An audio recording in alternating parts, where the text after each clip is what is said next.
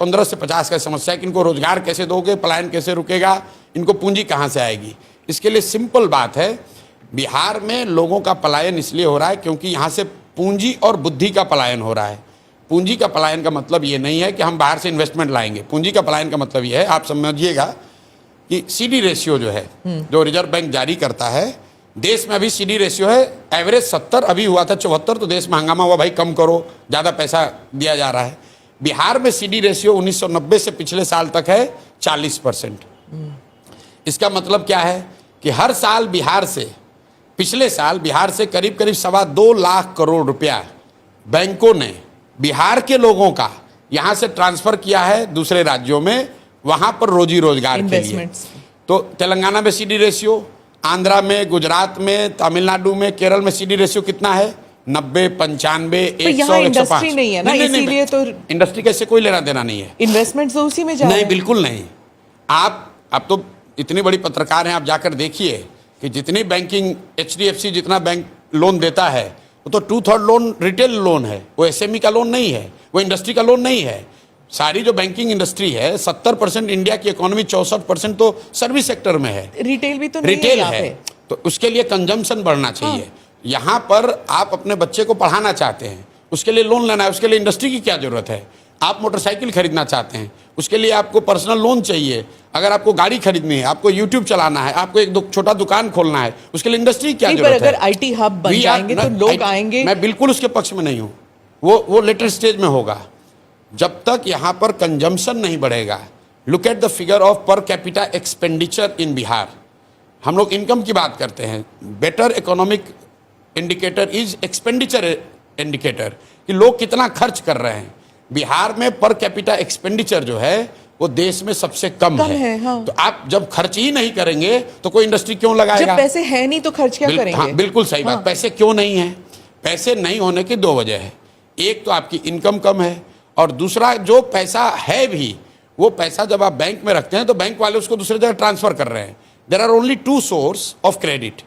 एक जो पैसा आप कमाकर खर्च के बाद बचाते हैं वो आपका कैपिटल है, और दूसरा जो बोरोड कैपिटल है जो आप बैंक से लेते हैं। ठीक है, अगर बिहार में 70% क्रेडिट सीडी रेशियो हो तो हर साल बिहार में 2.25 लाख करोड़ रुपया, ध्यान दीजिए, 2.25 लाख करोड़ रुपया बिहारियों का पैसा एक्स्ट्रा इन्वेस्ट होगा।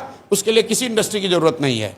हम लोग ये चाहते हैं कि एज ए फर्स्ट स्टेप जो बिहार का पैसा है वो बिहार में लोगों को ऋण मिले। यहाँ बैठे हुए लोगों से पूछ लीजिए, जो लोग यहाँ बैठे हैं, अगर आपको नोएडा में फ्लैट खरीदना है, HDFC आपको लोन दे देगा आपके इनकम स्टेटस पर, लेकिन अगर आपको खगड़िया के अपने गांव में घर बनाना है तो HDFC लोन नहीं देगा। ये काम क्या नीतीश कुमार ने नहीं किया? क्या लालू यादव ने नहीं किया? यही बात, ये एक सवाल मेरा आग्रह जरूर पूछिए कि भाई प्रशांत किशोर कह रहे हैं कि हर साल बिहार से करीब 2 लाख करोड़ रुपए का पूंजी का पलायन हो रहा है, और 1990 से ये आंकड़ा लिख लीजिए, RBI का आंकड़ा अभी चेक करा लीजिएगा पूछने से पहले।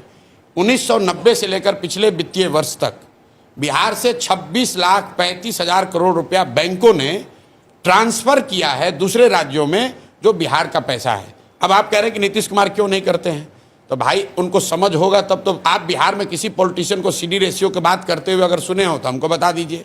आपके यहाँ तेजस्वी यादव भी आएंगे, नीतीश कुमार भी आएंगे, उनसे पूछिए कि भाई प्रशांत किशोर ने ये कहा है।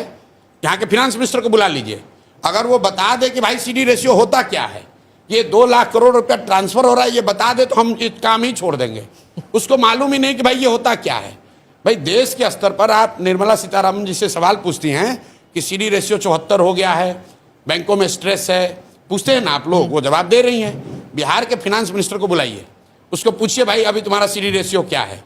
बिहार में भी कॉन्स्टिट्यूशनली एक कमिटी है जिसका काम है कि इसको देखे हर महीने कि सीडी रेशियो राष्ट्रीय औसत के आसपास रहे। मुख्यमंत्री भी उस बैठकों में जाते हैं, नीतीश कुमार भी जाते हैं, लेकिन जाते हैं खड़ा होकर भाषण देते हैं, भाई बैंक वाले तुम लोग लोन नहीं दे रहे हो, बहुत दिक्कत हो रहा है, आप लोग सुधारिए। लेकिन जैसे नीतीश कुमार का बात यहाँ पुलिस वाला नहीं सुन रहा है, CO, BDO, डॉक्टर, टीचर नहीं सुन रहा है, वैसे बैंकर भी नहीं सुन रहा है।